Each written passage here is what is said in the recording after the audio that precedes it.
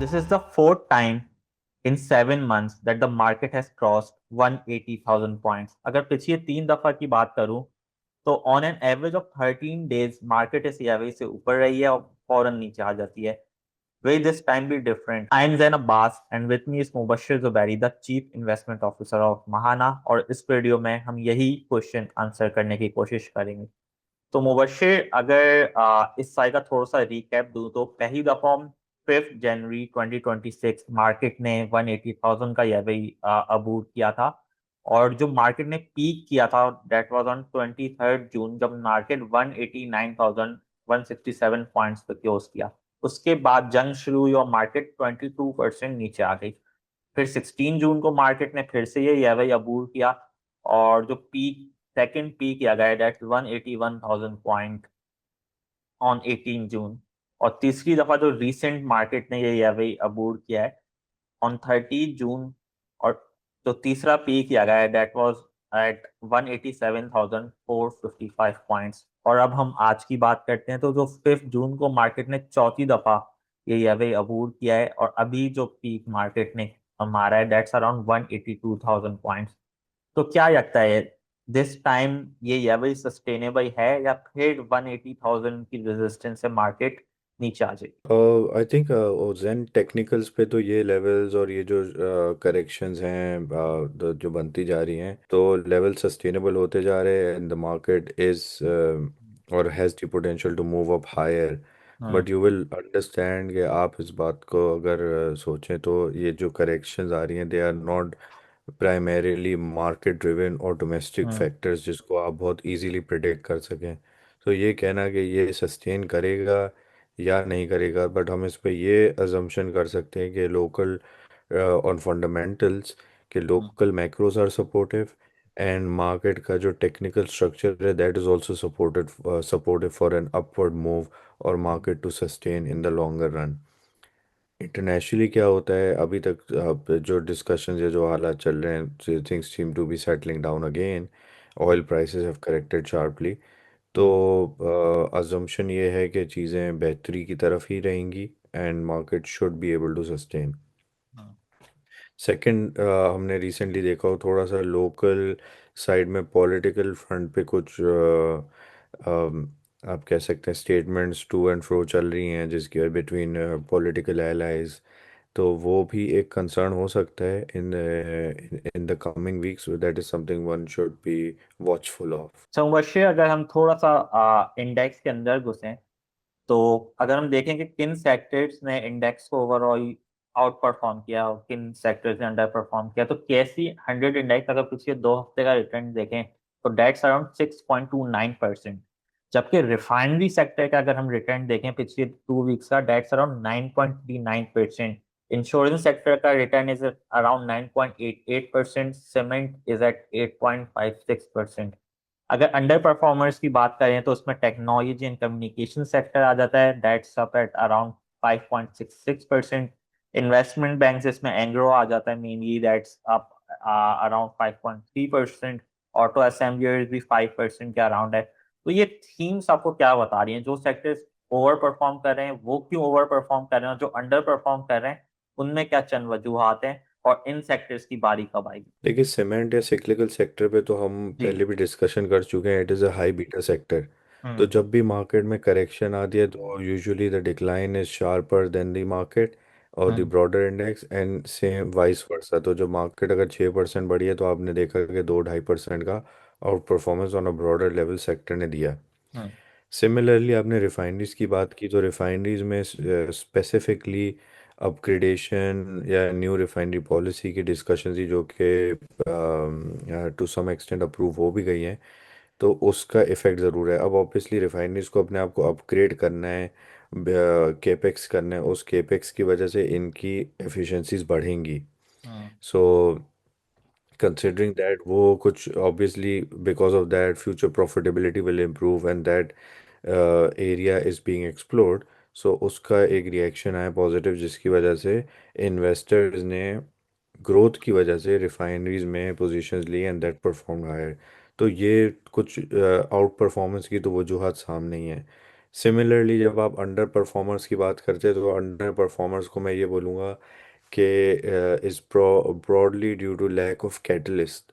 हाँ। Technology and communications की बात करें तो आपके मेन जो दो तीन नाम है उसमें एयरलिंक आ गया, सिस्टम्स आ गया। हाँ। तो there are no major catalyst in side, currency stable, तो कोई अर्निंग ग्रोथ को बहुत सिग्निफिकेंट नज़र नहीं आ रही, या हाँ। नॉर्मलाइज अर्निंग पे चल रहे हैं, तो इस वजह से थोड़ी सी अंडर परफॉर्मेंस वहाँ से देख सकते हैं।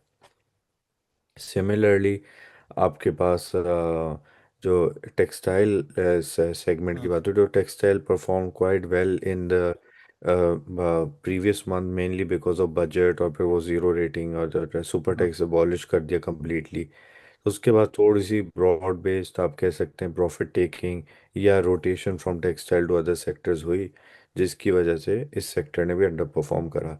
सो no, I don't recall any major negative effect in any of these sectors जो हाँ। अंडर परफॉर्म कर रहे हो, बट आउट परफॉर्मिंग सेक्टर्स में स्पेसिफिकली रिफाइनरी की बात करें तो there is a positive catalyst, long term positive catalyst. It's not like something going to happen overnight, but वो एक चीज़ है। And then obviously cement cyclicals की हमने बात की, वो हाई बीटा होता है। जी। वैसे अगर पिछले 2-3 साल की रैली देखें तो द आर्ग्यूमेंट फॉर ग्रोथ इनकी S&P 100 इंडेक्स ये थी कि मार्केट काफी चीप हो गई है। अगर लॉन्ग टर्म इसके मल्टीपल्स के अगेंस्ट देखें, मतलब मेरे ख्याल से 4 के मल्टीपल पे आ गई थी 2022 में। उसके बाद से आहिस्ता आहिस्ता वैल्यूएशंस अपने हिस्टोरिकल एवरेज पे आती गई और अभी मार्केट शायद 7 से 8 के फॉरवर्ड अर्निंग मल्टीपल पे ट्रेड करिए। That's at historical average. तो आपकी बात बिल्कुल सही है कि अब चलो अब मार्केट हिस्टोरिकल एवरेज अपने मल्टीपल पे आ गई है, तो अब कोई और कैटेगरीज नजर नहीं आ रहा। बट रिसेंटली हमने एक चीज देखी है कि रिफॉर्म्स काफी स्पीड पकड़ना शुरू कर दिया है। द पावर सेक्टर में रिफॉर्म्स आ रहे हैं, रिफाइनरी की आपने बताया, एनर्जी सेक्टर में रिफॉर्म्स आ रहे हैं। और हमने काफी पिछली भी नून लीग की जो गवर्नमेंट है उसमें देखा कि प्राइवेटाइजेशन काफी होती है। 90s में भी काफी ज्यादा प्राइवेटाइजेशन थी और अभी भी जो पावर सेक्टर में डिस्ट्रीब्यूशन कंपनीज हैं, हेस्को, पेस्को, जेस्को, ये जितनी भी पावर डिस्ट्रीब्यूशन चेन में कंपनीज आती हैं, इनके भी प्राइवेटाइजेशन पे हमें एक बात आगे बढ़ती हुई नजर आ रही है। तो इस कैटेलिस्ट के बारे में आप क्या कहेंगे? क्या ये रिफॉर्म का कैटेलिस्ट होगा जो मार्केट को 230,000 टू 40,000 पॉइंट तक लेके जाएगा? और कौन से सेक्टर्स फायदा उठा सकते हैं? रिफाइनरी तो चाहिए, शायद the train has pass, but इसके बाद कौन से सेक्टर्स होंगे जिन पे इन्वेस्टर्स को नजर रखनी चाहिए? बिल्कुल ठीक कहा आपने जैन, के जो रिफॉर्म्स या जो चीज़ें आपने हाईलाइट की, they are more like structural reforms and long term hmm. उसके इम्प्लीकेशंस हैं, not hmm. Just specific sectors but also from a macro perspective. जो आपकी एक इकोनॉमी में हम्म। इनएफिशिएंसीज एग्जिस्ट करती है वो आहिस्ता आहिस्ता रिजॉल्व होती जाएंगी। So when you talk about power sector reforms या डिस्कोस की प्राइवेटाइजेशन की बात करते हैं, तो for us to see any direct benefit we can obviously expect जो पार्टिसिपेटिंग कंपनीज होंगी, लेट्स से एक कंसोर्शियम है निषाद ग्रुप का, that might be interested in it. So if they go into it and they get a cheap asset which they are able to recover and like revive, या आप कह सकते हैं inefficiencies remove कर दे, तो वो अपसाइड कुछ कंपनीज में आपको डायरेक्ट मिल जाती है। But at the same time जो ब्रॉडर इम्प्लीकेशंस हैं या जो मैक्रो लेवल पे हम देखते हैं, वो ऑब्वियसली ये होगा कि आपकी इनएफिशिएंसीज कम होंगी, तो आपकी एनर्जी की प्राइसेस में इंडस्ट्रीज को रिलीफ मिलेगा। हम्म। अगर मेरे लाइन लॉसेस कम हो जाते हैं, ट्रांसमिशन लॉसेस कम हो जाते हैं, या मेरी जो है रिकवरी लॉसेस कम हो जाते हैं, तो उसकी वजह से ओवरऑल मेरी एनर्जी डिस्ट्रीब्यूशन चेन बेनिफिट करती है, सर्कुलर डेट कम होता है, and at the same time मेरी जो इलेक्ट्रिसिटी प्राइस या ग्रिड प्राइस है उस पे भी कहीं जो फ्यूल कॉस्ट की वजह से या जनरल प्रेशर आते हैं वो कहीं रिड्यूस हो जाएंगे, क्योंकि हम्म। वो कुछ इनएफिशिएंसीज कवर कर देंगी या वो इम्प्रूव हो रही होंगी। तो ये आपने बात की, ये चीज़ें बिल्कुल एट द सेम टाइम चल रही है। आपने देखा कि जुलाई में S&P ने भी हमें अपग्रेड किया हम्म। After almost 9 years. तो क्रेडिट रेटिंग पाकिस्तान की आउटलुक इम्प्रूव की है। So these are all factors which indicate कि जब हम बात करते हैं कि macros are supportive hmm. And positive for Pakistan, तो हम्म। ये डिफरेंट फैक्टर्स आ जाते हैं जिसमें आप इमीडिएटली किसी कंपनी की probability पे आप attribute नहीं कर सकते, but you think in a broader perspective in terms of macro implications and also in terms of fiscal accounts के, जैसे अगर मेरे लाइन लॉसेस या स्टेट ओन्ड एंटिटी के लॉसेस कम हो रहे हैं बुक्स पे, तो हम्म। फिस्कल पोजीशन गवर्नमेंट की बेहतर होगी, which means efficient utilization and allocation of resources. So that will be the broader theme where market can effectively trade at higher multiples in the longer run. As and when these things materialize और फिर हम देखेंगे physical position बेहतर होगी, तो then the country can command a premium or in terms of valuation and so on.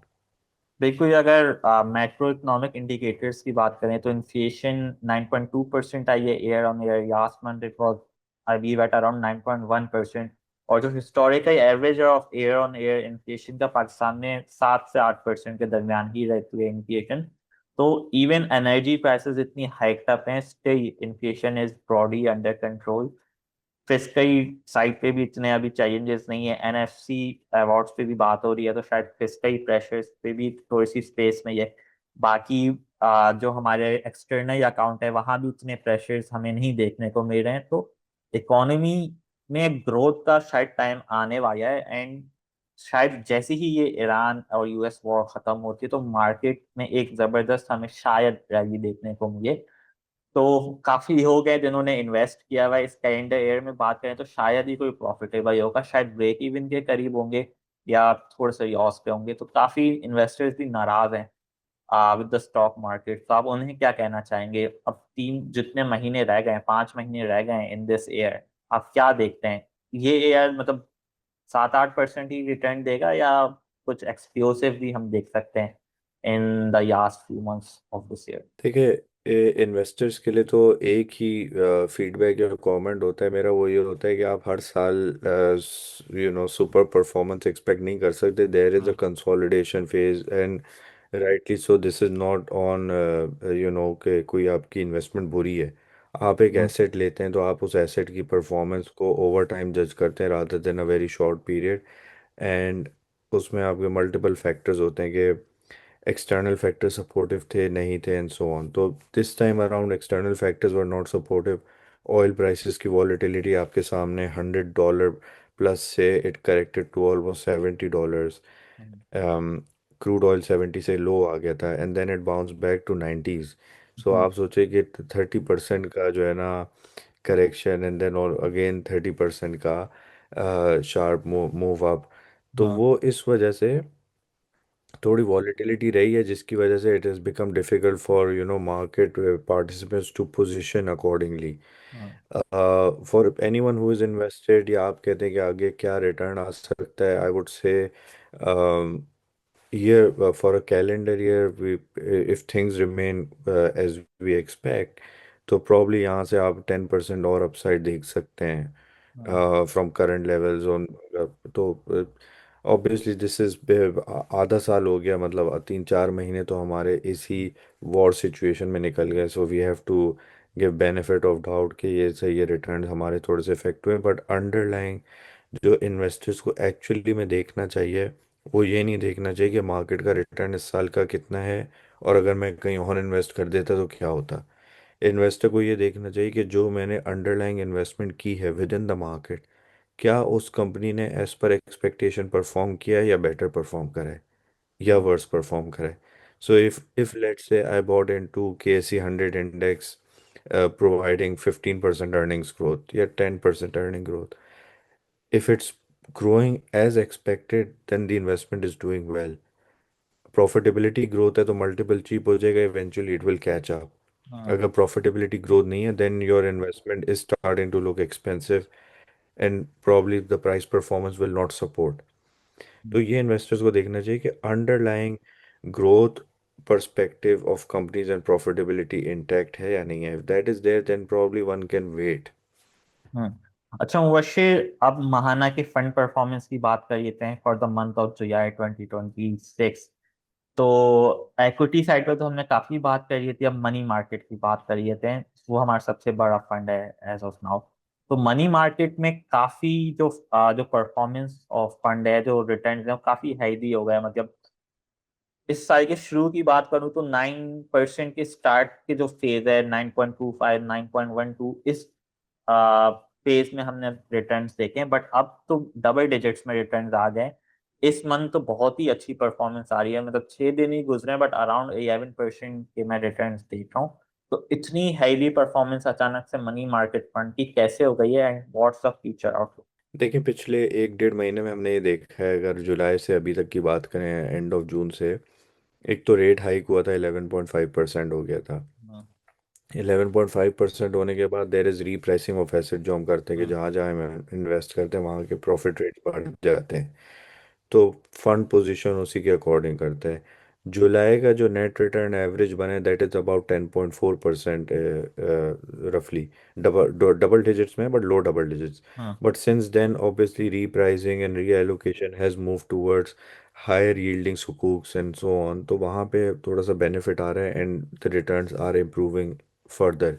Yield environment काफ़ी हद तक आई वुड से स्टेबल हो चुका है। It's moving in a narrow band based on oil prices expectations के। Oil price अगर बढ़ जाती है तो यील्ड्स ऊपर आ जाती हैं, जब ऑयल प्राइस नीचे आती है तो नीचे आ जाती है। बट क्योंकि पॉलिसी रेट 11.5 पे स्टेबल है, जो आई थिंक नेक्स्ट एक दो पॉलिसीज़ में भी स्टेबल ही रहेगा, हम्म। तो उसकी वजह से हम देख रहे हैं कि जो आपके जो शॉर्ट टर्म सुकूक्स, या गवर्नमेंट ने अभी 3 मंथ के सुकूक्स भी लॉन्च करें, 3 मंथ, 6 मंथ, 1 मंथ, तो उन सुकूक्स की वजह से आपकी जो यील्ड्स हैं या जो इन्वेस्टमेंट एवेन्यूज़ है वो बढ़ते जा रहे हैं, जिसकी वजह से आपके रिटर्न्स बेहतर हो रहे हैं।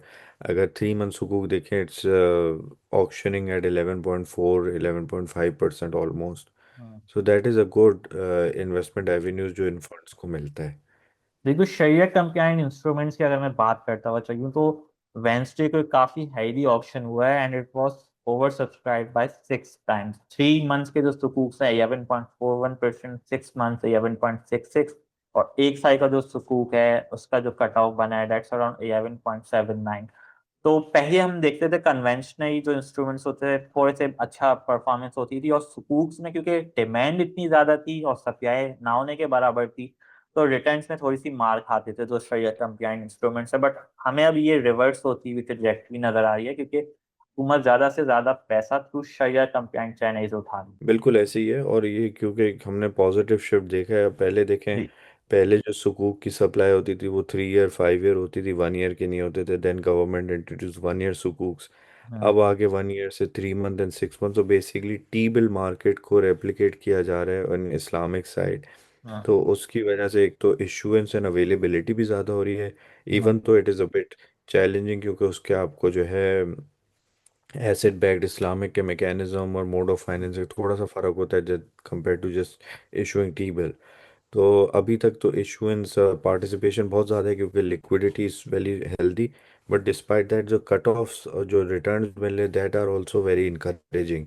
तो जो आपका प्रीवियसली हिस्टोरिकल वो होता था, एक डिस्काउंट होता था between Islamic instruments and conventional, वो नैरो होता नज़र आ रहा है। तो it is good for Islamic funds as well. तो Mubashar, thank you so much for your time for this week, काफ़ी कुछ सीखने को मिला है। और अगर आपके कुछ क्वेश्चंस हैं to Mubashar, please let us know down in the comments. यो, इस वीक के ये इतना ही, अगले वीक मुलाकात होती है। खुदा हाफिज़।